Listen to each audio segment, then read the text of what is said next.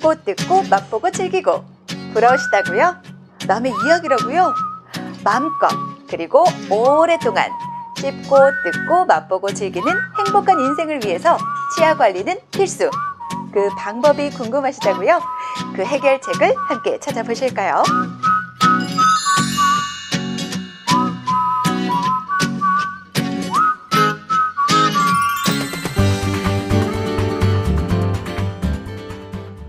안녕하세요.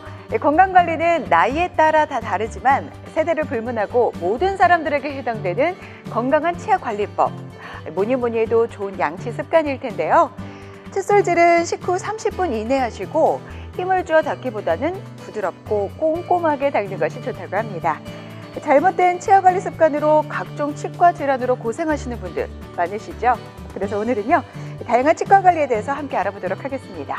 도움 말씀 주실 치과 전문의 소개합니다.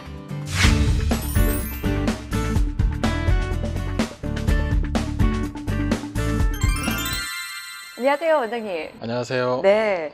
치과 관리에 대해서 궁금한 게 정말 많은데요. 오늘은 좀 더 욕심을 내볼까 합니다. 자, 우리 건강 365 시청자분들을 위해서 꼼꼼히 알아야 할 치아 관리가 있다면 어떤 것들이 있는지 좀 알려주시죠. 예, 우리가 일상생활에서 할 수 있는 치아 관리법을 먼저 설명을 해드리는데요. 그게 가장 좋은 거는 건강검진이겠죠. 하지만 건강검진도 1년 내내 할 수 있는 건 아니기 때문에 네. 우리가 가정에서 할 수 있는, 그리고 우리가 흔히 놓치기 쉬운 치아의 질환들에 대해서 먼저 설명을 해드리겠습니다. 네. 예, 우리가 흔히 치과 치료 가장 기본적으로 한다면 입냄새 치료, 치주질환 치료, 잇몸질환 관리, 그리고 가장 우리가 흔히 접할 수 있는 스케일링에 관련된 얘기들이 있을 수 있겠습니다. 아, 그렇군요. 참 다양한데요. 그럼 먼저 입냄새에 대해서 이야기해 보도록 할까요? 예, 입냄새를 없애기 위해서 가장 먼저 미국 치과의사협회에서 추천하는 그 5가지 방법을 먼저 설명드리도록 하겠습니다. 네. 그 첫 번째가 혀까지 싹싹 닦아라. 대부분의 사람들은 이를 닦을 때 치카치카 간단하게 치약 냄새만 맡고 나오는 경우들이 많습니다. 그런데 혀를 닦아주지 않으면 혀에 있는 섬모라는 것이 있기 때문에 그 사이사이에 음식물 찌꺼기가 쌓여서 실제로 잇몸 질환과 별개로 혀에서 굉장히 많은 냄새를 유발하게 됩니다.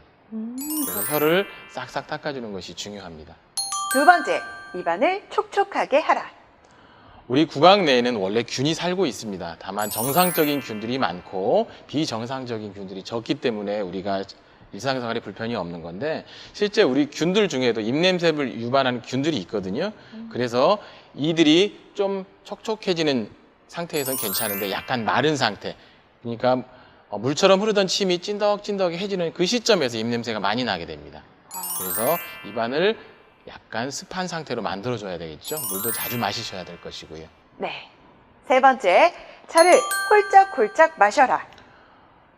차라고 한다면 우리가 흔히 이제 금기해야 될 게 탄산음료는 피하셔야 되고요. 전통차 종류가 좋습니다. 특히 폴리페놀 성분이 들어있는 것들이 입안의 균들도 죽일 뿐만 아니고 면역 글로불린이라는 성분이 들어있기 때문에 이런 차들을 가끔씩 마셔주신다면, 기왕이시면 많이 마셔주시면 좋고 수분 함량과 같이 마셔주신다면 훨씬 더 효과적이라고 할 수 있겠습니다. 네 번째, 단 음식은 NO. 어르신들 치료를 하다 보면 침이 마른다고 사탕이나 비타민을 물고 계신 분들이 상당히 많습니다. 그런데 이거는 더 좋지 않은 악효과를 내기 때문에 단 음식을 물고 산다거나 탄산음료를 드시는 것들은 입냄새를 오히려 가중시키는 효과가 있다고 하겠습니다. 다섯 번째, 치실로 구석구석. 우리가 치과 치료에서 가장 중요한 게 이솔질이듯이 칫솔질을 하고 난 다음에는 틈새 닦는 치간 칫솔을 쓰시고요. 그 다음에는 치실로 구석구석을 청소해 주신다면 입냄새를 없애주는 1등 공신이 될 것입니다. 네. 자, 이렇게 해서 생활 습관에 대해서 말씀을 쭉 들어봤습니다. 자, 이번에는요, 잇몸 질환과 충치에 대해서도 한번 알아볼까요? 예. 대한민국 사람들의 90%는 잇몸 질환을 가지고 있다고 합니다. 하지만 이게 우리 목숨과 특별히 관련이 없다고 생각하기 때문에 만성 질환임에도 불구하고 90%의 환자분들이 치과 치료를 받아야 됨에도 불구하고 잘 모르고 있는데요. 우리 흔히 말하는 잇몸 질환이라고 한다면 조그만 치석에서부터 시작돼서 염증이 배어 있는 치주 질환까지를 말하거든요. 그래서 그 잇몸 질환 초기에 관련된 거는 그림을 먼저 보여드리도록 하겠습니다. 네. 그림을 보시면 건강한 잇몸을 가진 사람과 잇몸 질환이 생긴 사람의 잇몸이 적나라하게 드러나 있습니다. 건강한 사람의 잇몸은 핑크빛을 띠고 있고요. 맞아요. 염증이 있는 사람의 잇몸은 저렇게 치석이 많이 껴있고 거무튀튀하게 검정색으로 이렇게 변색이 돼 있고 네. 잇몸이 많이 내려가 있게 되죠. 자, 다음 사진을 보여드리면 네. 치석이 굉장히 많이 끼어 있었던 환자분의 치석을 제거한 다음에 이렇게 깨끗해진 사연을 보여드리는 거고요. 치석이 있었을 때 잇몸은 빨갛고 피가 나고 부어있고 냄새가 납니다. 그런데 치석이 제거된 곳은 깨끗하고 선홍색의 잇몸을 보여주고 있죠. 네. 다음을 보시면 앞니의 아랫부분을 보시면 염증이 굉장히 빨갛게 부어 있으신데요. 그 다음 치료가 끝난 다음에는 잇몸은 좀 내려갔는데 튼튼하고 강한 잇몸의 형태를 보여주게 됩니다. 이 사진에서 보듯이 잇몸 질환을 방치하시게 되면 저렇게 잇몸뼈가 녹아내려서 보기 흉하게 틈이 벌어지게 됩니다.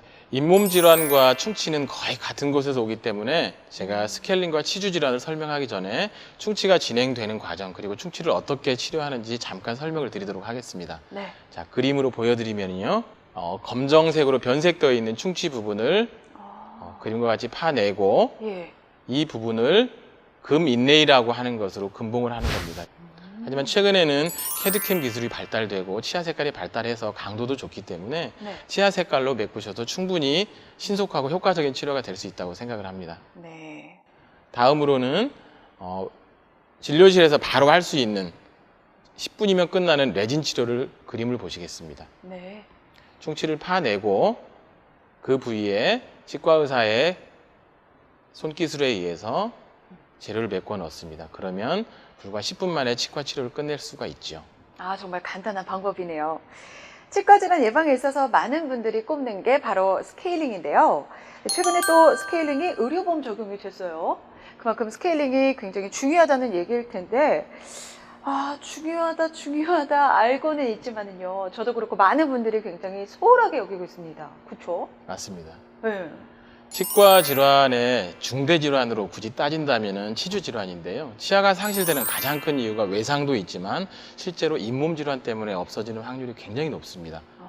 통계적으로는 90%면 실제로 모든 환자분이 잇몸 질환을 가지고 있고요. 네.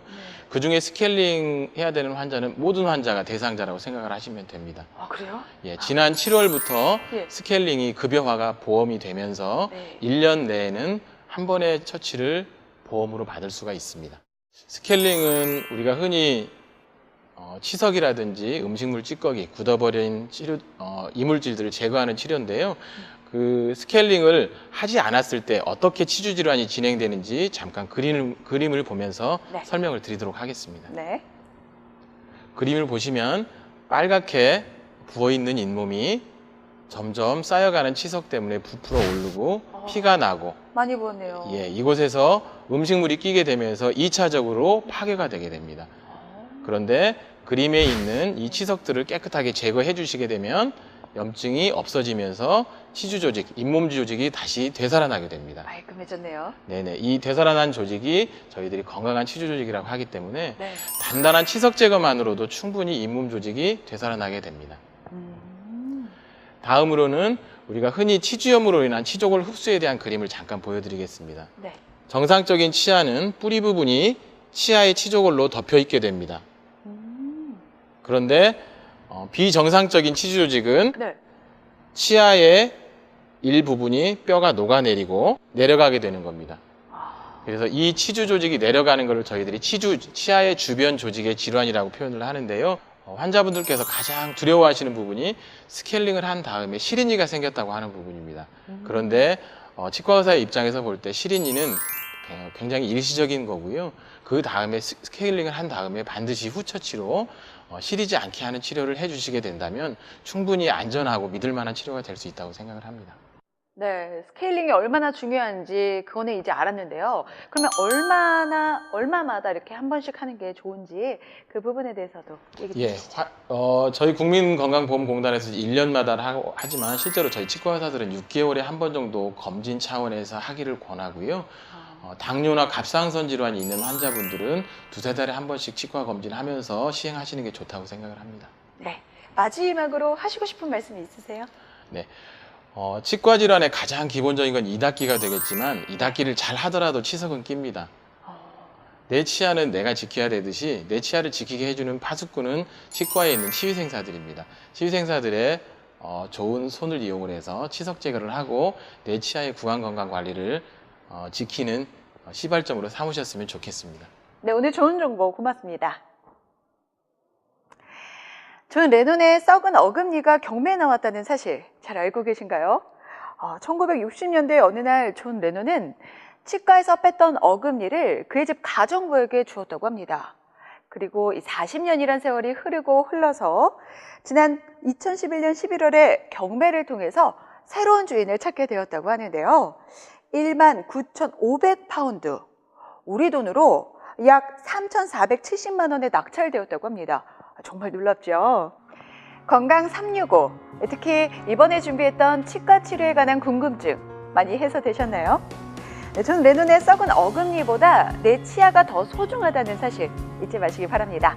네, 저희는 더욱더 건강한 정보로 여러분들 다시 찾아뵙도록 하겠습니다. 건강 365 이혜린이었습니다. 고맙습니다.